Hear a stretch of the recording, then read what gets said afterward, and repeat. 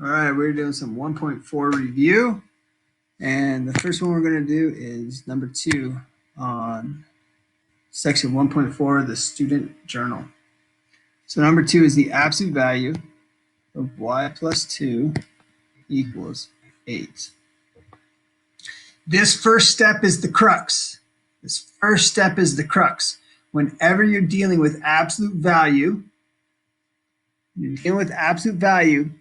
if you notice, we already have absolute value is isolated. The only thing on this side of the equation is the absolute value.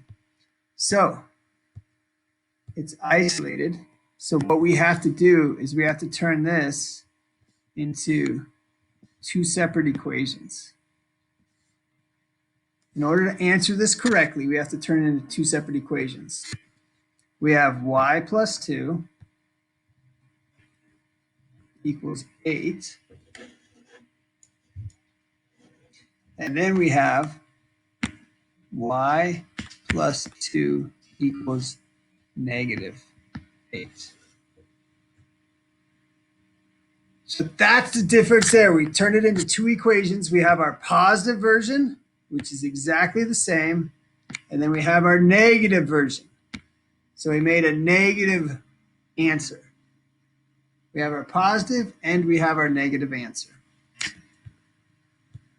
Okay. Then we just solve those two. Zach, what's my first step over here? What do I do?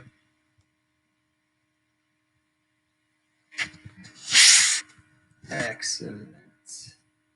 So I'm going to subtract 2 on both sides.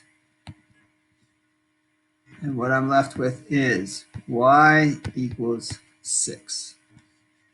There's one answer, y equals 6. Cody, what do I do? What do I do for this one? What's my first step for this one?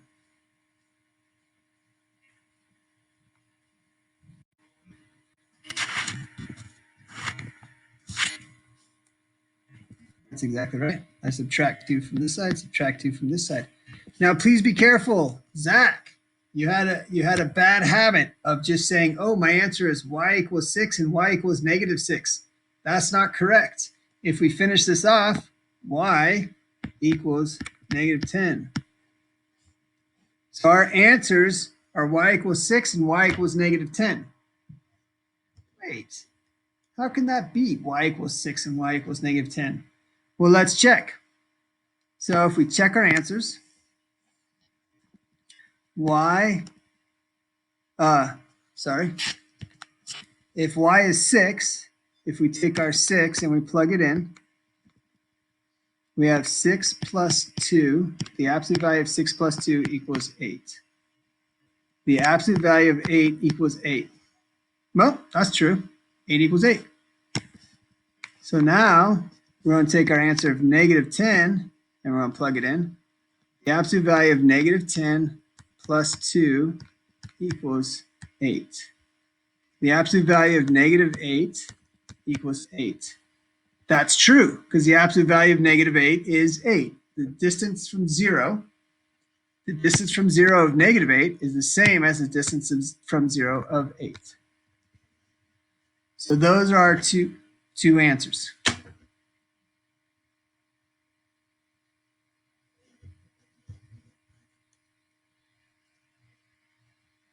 No, so negative 10 plus 2.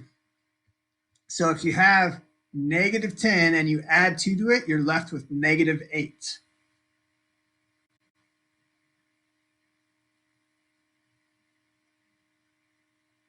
No, negative 10 plus a negative 2 would be negative 12. So if I go, here you go. If I go to a number line and I have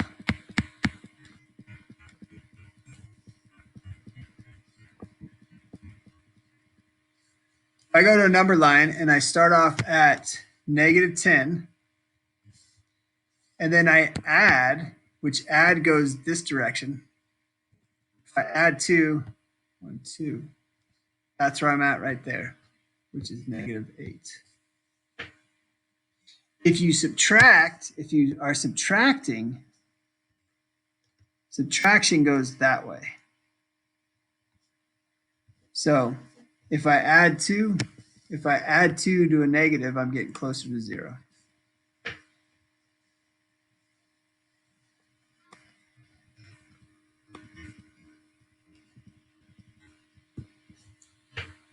Negative 10 plus 2 equals negative 8.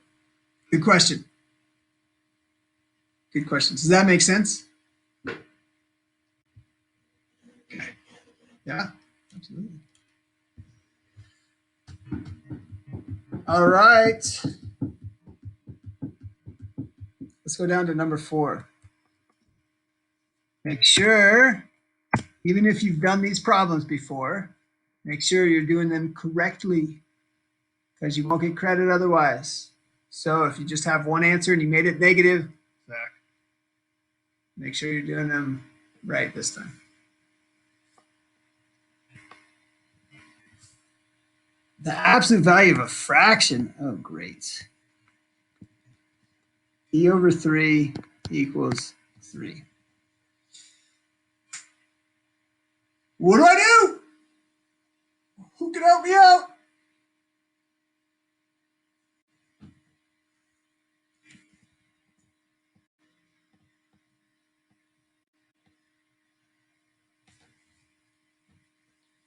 Yes. So I'm going to write one equation over here and one equation over here. E over 3 equals 3. And notice when I write the two equations, I'm done with my, when I write my equations, I'm done with my absolutes.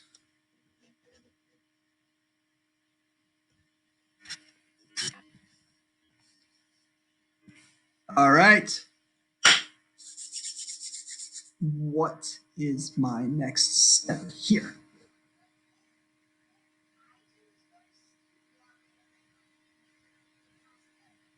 Zach, what do I do now?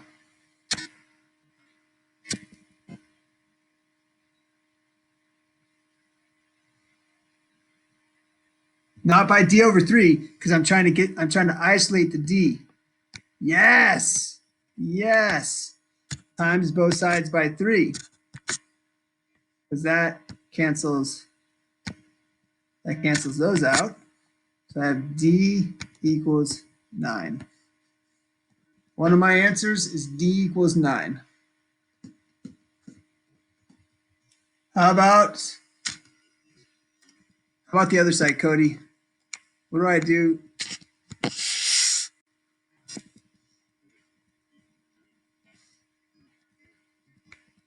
Sick. Do the exact same thing. Absolutely right. So d equals negative 9. How about that? This one does turn out like Zach said, or like Zach did, a 9 and a negative 9. Not a lot of them turn out like that. But this one did. Perfect. D equals negative 9 and D equals 9.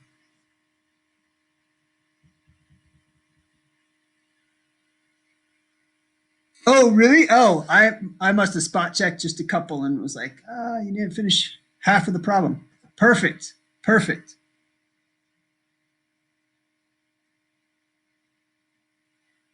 Nice. Let's look at that one actually. That one adds another step. That one adds a couple of steps. Yeah. My clock says 10:17. I think yours might be a little slow. You are correct. Make sure you show your work for that one. All right. 3 times the absolute value, 2x plus 5, plus 10 equals 37. What's our problem with this one? How is this one different than the last two that we just did?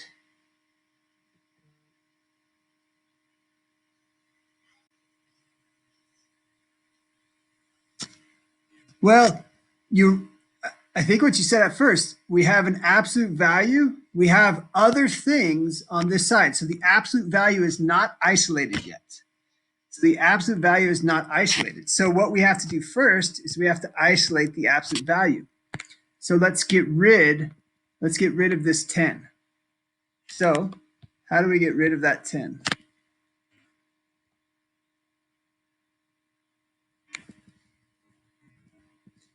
Minus 10 on both sides. And I have 3 times the absolute value, 2x plus 5 equals 27.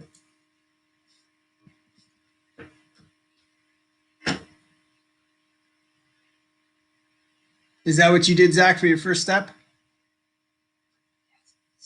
All right, Zach, what do I do for my second step? Because I still don't have this absolute value isolated yet. I have this little guy hanging out with my absolute value, that 3. So it's 3 times, what's that?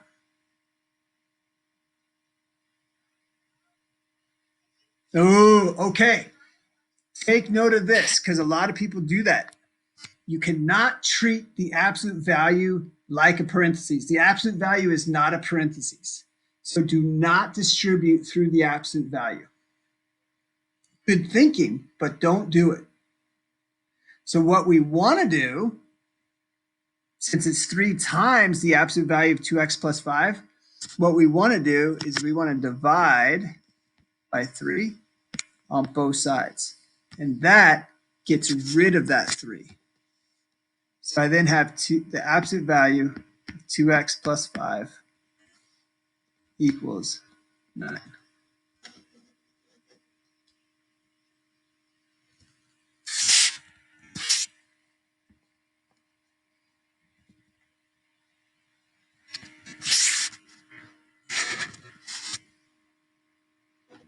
That's why we're doing it together.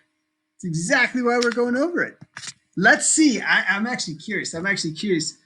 Don't scratch out your problem. Let's see when we come to an answer. Let's see if yours is the same. That'd be cool. Okay. Once I'm at, what's that? Okay. So once I have this absolute value isolated on one side, now what do I do, Cody?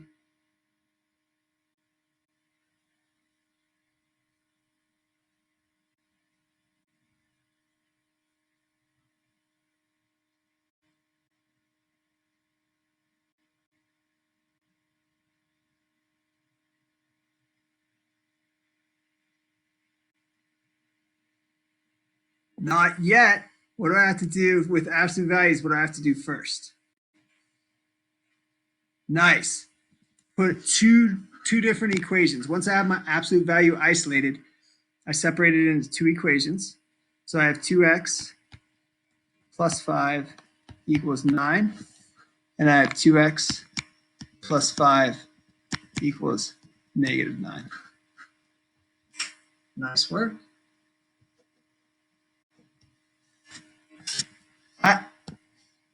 Which makes total sense. I see them very similarly too.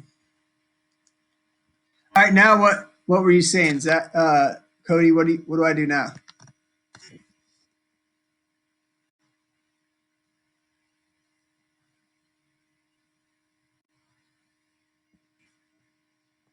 Absolutely, it's a perfect step. And Zach, once I've subtracted 5 on both sides, what? Nice, perfect.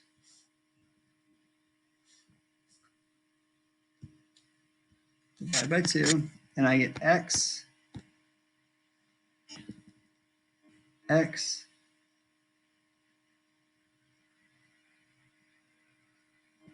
equals 2.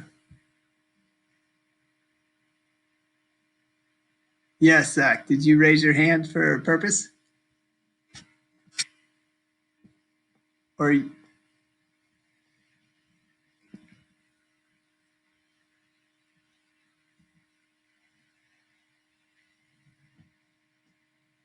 Distributing. Yeah, cool. I wanted to see if that worked. Okay, let's check. Zach, what's my first step for this other one? Oh, come on. You can't take all the steps. That was Cody's turn.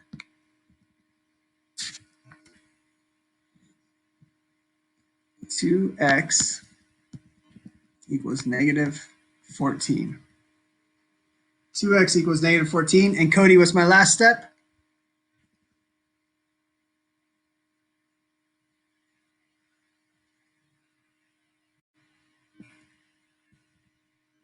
Perfect. Divide both sides by 2. And I'm left with x equals negative 7.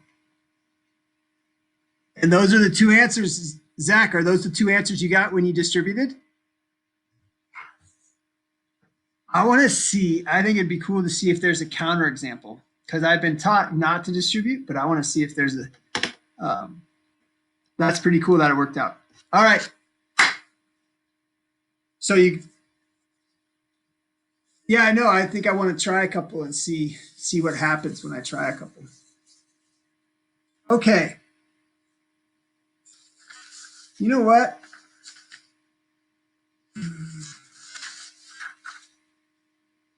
I want you guys. We're gonna do one last problem, and then we're gonna move on. So because I want to see.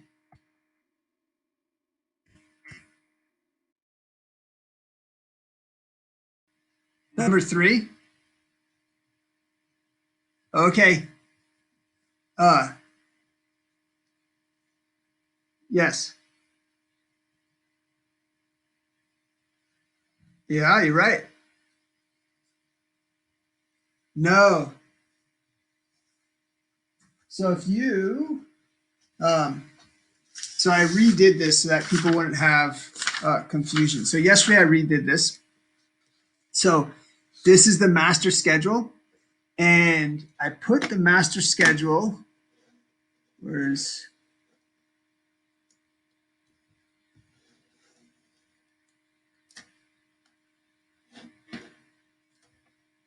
I put the master schedule, Zach.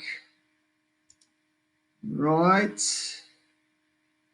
Can you guys see it on the screen? Can you see my dashboard? Yeah.